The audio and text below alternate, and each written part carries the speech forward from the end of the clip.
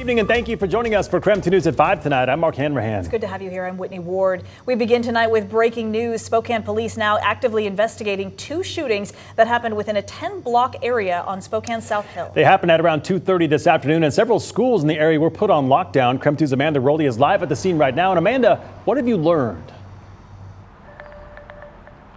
Well, right now, the Spokane Police Department does not have a description of the suspect or the suspect vehicle. Right now, they are actively searching for the alleged shooter. You're finding me here live at 29th Avenue and Ivory. This is the exact spot where one of the victim cars pulled off of 29th after they were shot at. You can see the glass here from their shattered driver's window. Take a look at this video that I took from my phone right when I got on scene. You can see the tow truck pulling away with that victim car. If you look through the window, you can see that driver window completely shattered. When I got here, there was a witness who was one of the first people to contact the driver. She says it was a man in the driver's seat who had been bleeding from his left shoulder, and he told her, "I've already called police." Now, in the meantime, police are investigating 2 shootings, and this is what we know so far that they're telling us at this point. They're investigating 2 different calls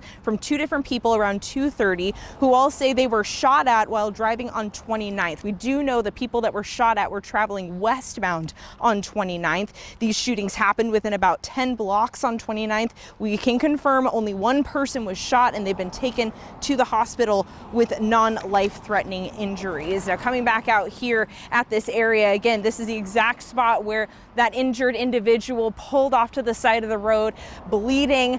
They have non-life-threatening injuries. Now, SPD, while they are actively searching for the suspect, they're asking for your help. So if you saw anything, heard anything, or may know something that could help this investigation, they're asking you to call Crime Check. Amanda Rowley, KREM 2 News. All right, Amanda, thank you very much. Now to a KREM 2 exclusive. KREM 2's Janelle Finch, the only reporter to talk to a man who called 911 after a deadly hit and run this weekend. That crime happened on the side of the road near Airway Heights.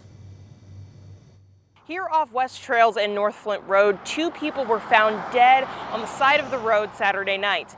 Deputies investigated the situation as a possible hit and run. Today, Megan Skilling's dad, the woman accused of being behind the wheel, appeared in court. Court documents say 29-year-old Megan Skilling's dad told Spokane County Sheriff deputies she fell asleep at the wheel and thought she hit a power pole Saturday night. Deputies suspect Skilling's dad didn't hit a power pole, but instead 2 people, killing them.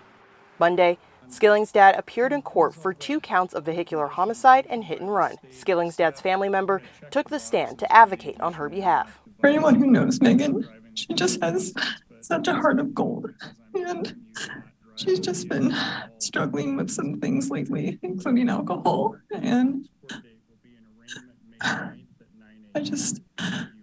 we love her so much, and she was just in the wrong place in the wrong time and using the wrong substance. According to the Spokane County Sheriff's Office, just before midnight Saturday night, a 911 caller reported a woman in a ditch. Tyler Zeman says he was that caller. He says he was riding his bike when he saw one of the alleged hit and run victims. I kind of just hollered real fast as I was riding by, and she didn't answer, so I got on a hold of 911 as I was passing her, and just said do a wellness check or see if she just needed a ride. County first responders found the woman and another victim where Zeman described. It's a tragedy, and it's a terrible, terrible way to lose family. So, yeah, like I said, my heart goes out to them, and I hope both their families are doing okay. Within an hour of Zeman's call, officials found suspected drunk driver Megan Skilling's dad near the collision scene in a pickup truck. She's currently being held on a $1 million bond. Her next court appearance is scheduled for May 9th. Spokane County court records show that a defendant with the same name and age as Megan Skilling's dad was also involved in a 2011 deadly hit and run. We've reached out to the Spokane County Sheriff's Office and Spokane Police for more on this potential connection. We will continue to follow this story as it develops. In Spokane County, Janelle Finch, KREM 2 News. In less than an hour, a vigil is set to get underway for a Cheney High School student who died after a freak accident in PE class on Thursday. KREM 2's Kyle Simchuk is joining us now live from Krunks Field in Cheney. He spoke with students about what happened. Kyle. Well, guys, we saw a lot of students wearing blue today. That's Braden's favorite color. And a lot of kids here, they knew the sophomore, they rode the bus with him, and they are simply shocked and devastated by what happened. Braden passed away Thursday after being injured during PE class. The Cheney Fire Department says he fell onto a goalpost and was impaled while running. First responders were on scene within minutes. Braden was taken to Sacred Heart Children's Hospital where he died. Now, students tell us their teachers talked about what happened during class today, and they're focused on coming together and sharing happy memories of the team.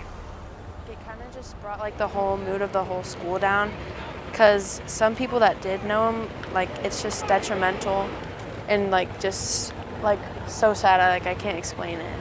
It's scary, honestly, because it could have been anybody. Braden's family set up a GoFundMe for funeral expenses. It's already raised more than $27,000. The family says any leftover funds will be used to create a youth fishing program in honor of their son. And tonight, a candlelight vigil is taking place in Cheney to honor Braden. It begins at 6 o'clock at Krunksfield. KREM 2 will be there. Reporting live outside of Cheney High School, Kyle Simchuk, KREM 2 News. All right, Kyle, thank you very much. Also, we are sad to report that former Spokane County Sheriff's Deputy Craig Chamberlain has died. His family confirms that he passed away last night. Chamberlain served with the Spokane County Sheriff's Office for about 2 decades. He entered the race for sheriff in 2022, but withdrew amid some controversy. Former Sheriff Ozzie Knezevich fired Chamberlain after an investigation into his conduct. Chamberlain claimed the firing was political motivated and related to his plan to run for sheriff. The family says they are in shock and did not say how he died. All right, taking a break from the headlines to talk weather after a summer-like weekend. The sunshine continued today, but there is a chance of seeing some thunderstorms now. So for more on that, let's head over to our chief meteorologist, Jeremy Legoo. I think it's one of those ones where those thunderstorms hold off a little longer tonight and they're very isolated in nature, but tomorrow, a little more widespread. Let's dive in.